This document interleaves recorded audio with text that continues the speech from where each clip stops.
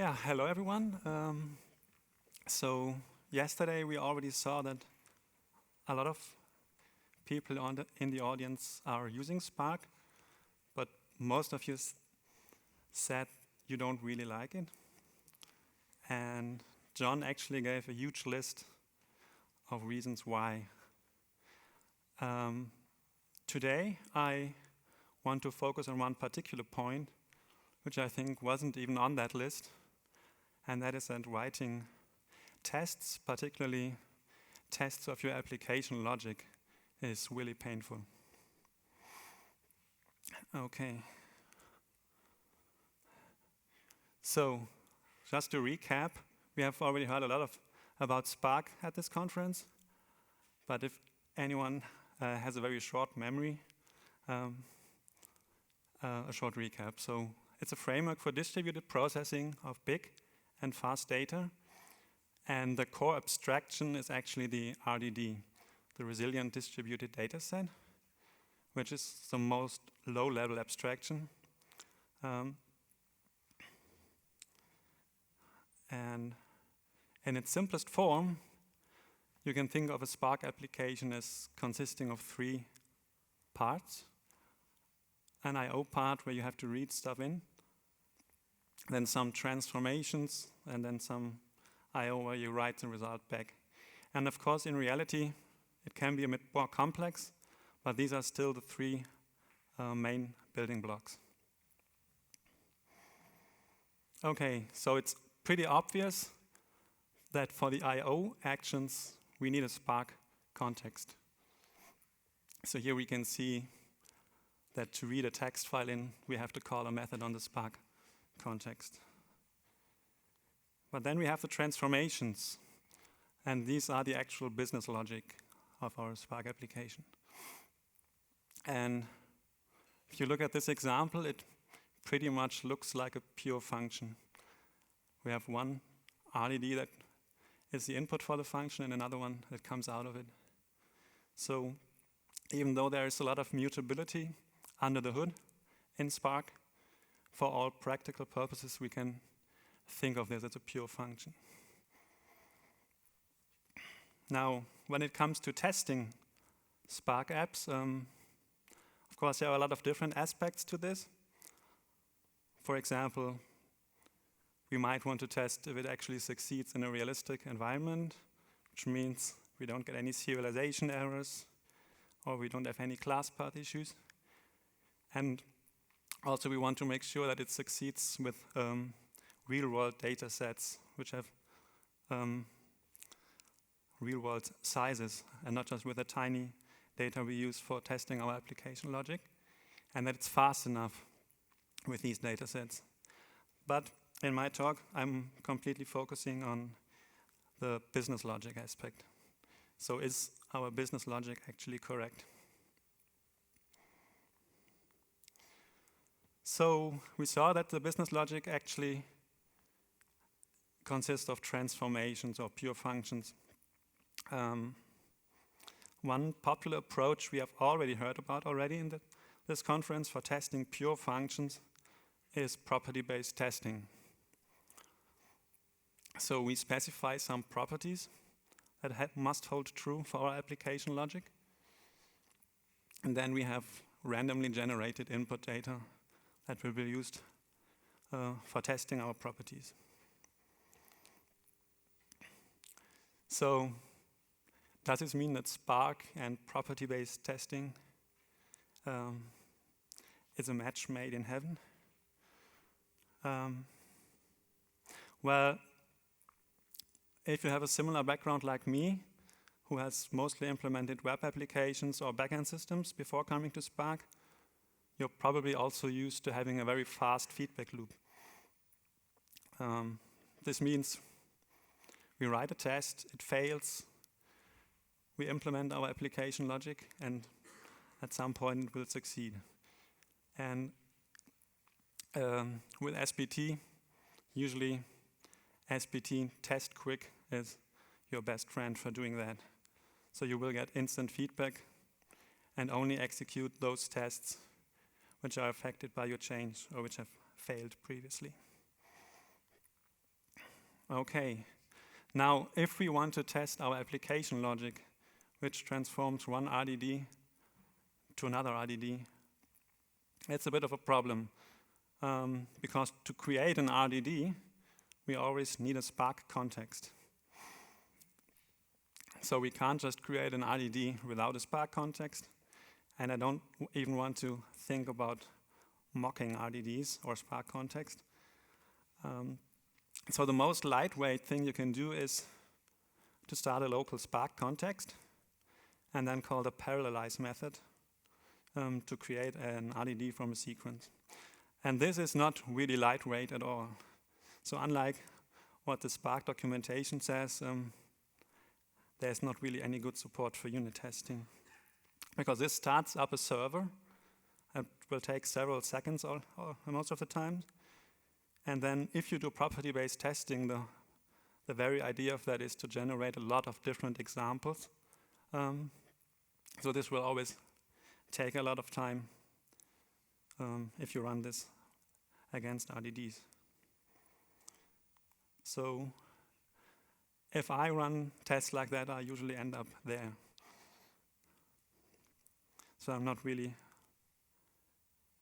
very productive. Coping strategies for that. What I've seen sometimes is that people use a global Spark context for all their tests. I think there's a library that supports that kind of thing. But of course, this only helps us to make the execution of all our tests faster.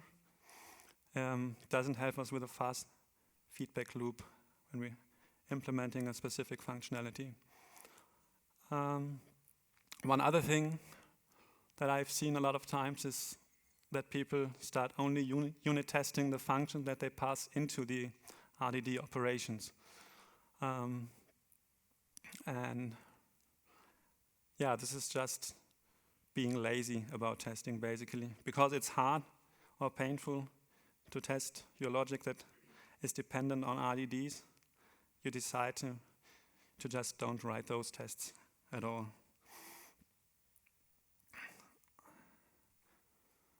And let's have a look into the dictionary, because maybe there's a way to get out of this mess.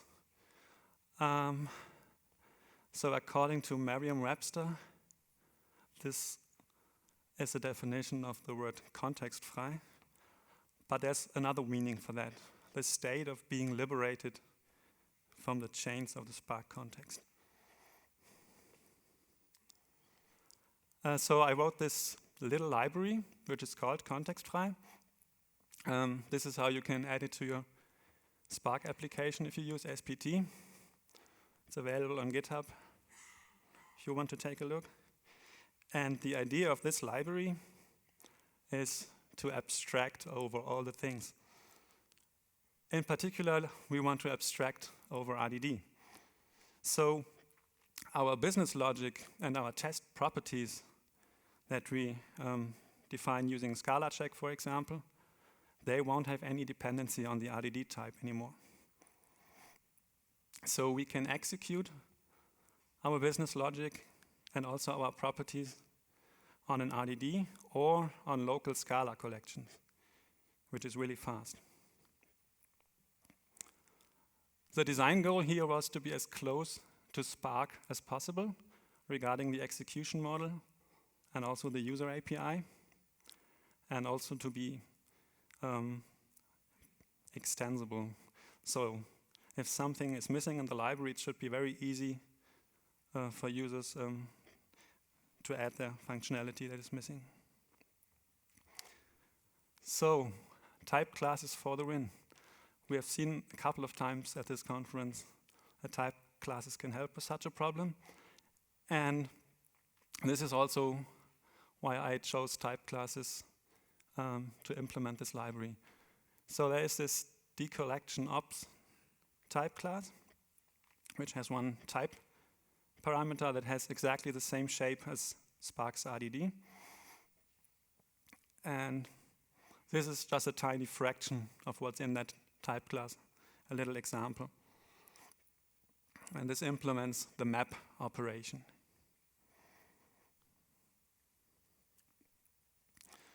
So we can use this type class to implement our business logic completely independently of Spark's RDD.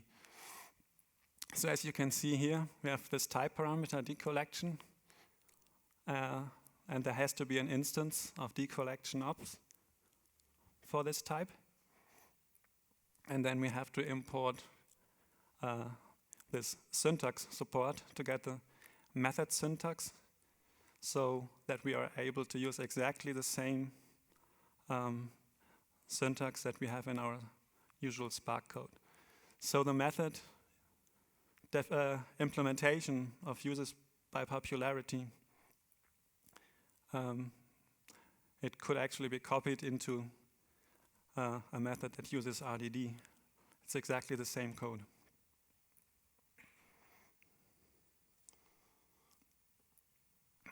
And now there are two implementations of this type class.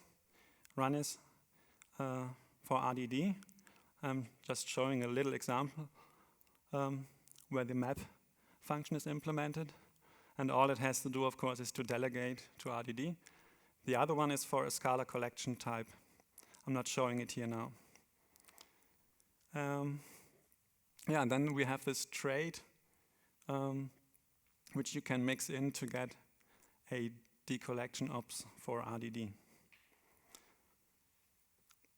So if you actually want to run your application, you need to glue this business logic together with your I/O stuff and to also parameterize your business logic with RDD. For that, we must specify an implicit Spark context because RDD ops support requires that. And then we can use that Spark context for the normal I/O stuff, but the job logic itself is actually implemented independently of that. And we just happen to execute it with Spark in this main class. So now we haven't seen anything about testing yet. So this library supports testing in a few ways. First of all, there is a base trait for tests. Mainly that provides a decollection ops instance. And there are two subtraits, one for RDD, one for Scala collections. Another thing is that it provides generic generators for Scala check and also arbitrary instances. So for any decollection for which there is a decollection ops and A for which there is an arbitrary, you can get an arbitrary decollection of A. Another feature is generic collecting instances. If you know Scala test, collecting is a type class from that library. And some Scala test features like inspectors that depend on having such a collecting instance available. So what we can do is we have our application-specific base spec where we mix in this KONTEXTFREI spec for our decollection type. Then decollection gen gives us these generic generators and arbitraries, collecting instances, these generic collecting type class instances, and then we have our application-specific generators from this example application. And the actual test code can look like this. So we have a trait that only contains the properties. And as you can see here, we make use of this generic arbitrary that is available for the decollection. Because we have arbitraries for the repo start event from our application-specific generators, and then the KONTEXTFREI Scala test support gives us the generic arbitrary for the decollection. Okay, so if we want to test that our application logic is correct, what can we do? We just extend the unit spec with our properties and Scala collection stream. And our job logic will also have to be parameterized by stream. But for integration testing, or for testing that it actually works, everything is serializable, for example, we can use the same properties and parameterize this with RDD, and then it will be executed with a local Spark context. So the workflow looks like this. Local development, I'm using SPT test quick. I get a very fast feedback loop. And on the CI server, I might use SPT test and IT test.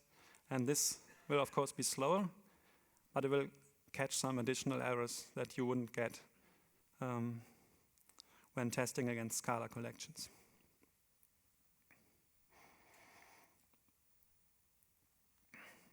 Okay, just to quickly demonstrate how this can work.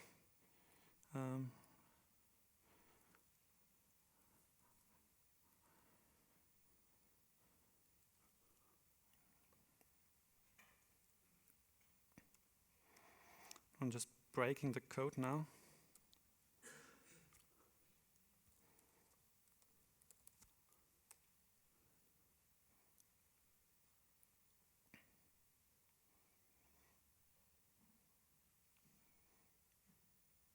Okay.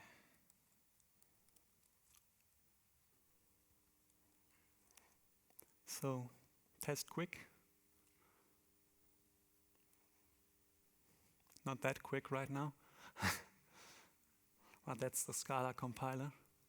So this is breaking, right? So let's change this again.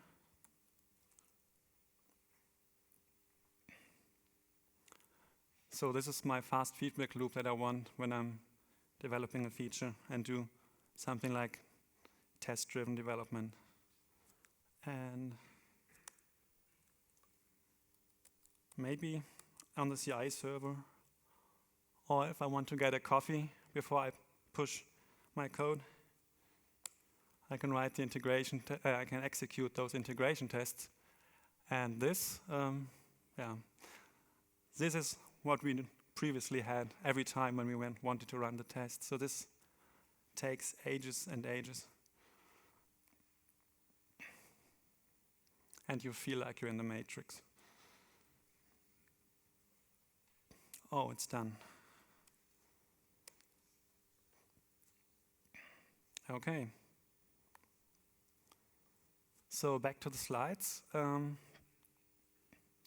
I want to talk about alternative designs for achieving the same thing. So I was choosing type classes, and I chose a design where I'm very close to the Spark execution model and API.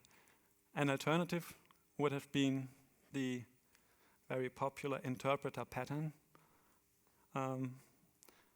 which is probably familiar to you from other libraries like Akka Streams, or also the Quark DSL you saw yesterday. So here we would just describe the computation, and then we could run it with a Spark or a local executor. A similar approach is also implemented by Apache Crunch. Who knows that? Okay. So they have a Hadoop pipeline and a Spark pipeline and an in-memory pipeline. And the latter pipeline would be used for unit tests. So this would be a different way of being able to run unit tests very quickly locally. Now there are still some shortcomings to this library. First of all, it only supports RDD right now. So if you want to use data sets, for example, or Spark streaming, that's currently not supported. But there's no reason why this couldn't be done in principle. It's just that I haven't had the use case yet, personally. Then, if you have done some Spark coding, you will know that sometimes the business logic cannot actually be cleanly isolated from things you need to do to tune your application. For example, you often want to pass in the number of partitions and stuff like that. So these things also need to be supported by the library, even though it's actually only about writing application logic. Then, of course, not all operators that are defined on RDD are already implemented. And there's currently no support for broadcast variables or accumulators. So at least there's no general support for that in the library. But this is actually a good example for the extensibility of the library. Because it's using type classes, it's really easy for you as a user to add your own operators. And one thing that I have actually done myself is also to implement a broadcasting join operation. So if you have a small data set on one side, often you don't want to shuffle the data around, but instead you want to do a map side join, which in Spark is implemented with broadcast variables. So my custom operation, I would define it and implement it for RDD using broadcast variables. And for Scada collections, I don't have broadcast variables. I don't need them anyway. So this is fine. Then another thing that I want to mention here that I don't know if it's really a downside, but the API exposes some advanced Scada features. I know that there are many people who don't really like to work with implicits and type classes a lot. Also, if you don't want to get any compiler warnings, you need to enable higher kinded types. So this is not ideal, but might not be a problem for you. So to sum it up, Spark doesn't really support unit testing very well because you always have this local Spark context you need to launch, which is really, really slow. But with KONTEXTFREI, you can restore this fast feedback loop that you may be used to from other ways of programming. It's still in an early stage, but we have used it in production successfully. And I'm encouraging everyone to have a look, try it out, and I'm also looking for contributors because the truck factor is currently 1. Okay, and that's it already. This is my Twitter handle, my website, if you want to take a look. And I think I still have plenty of time for questions.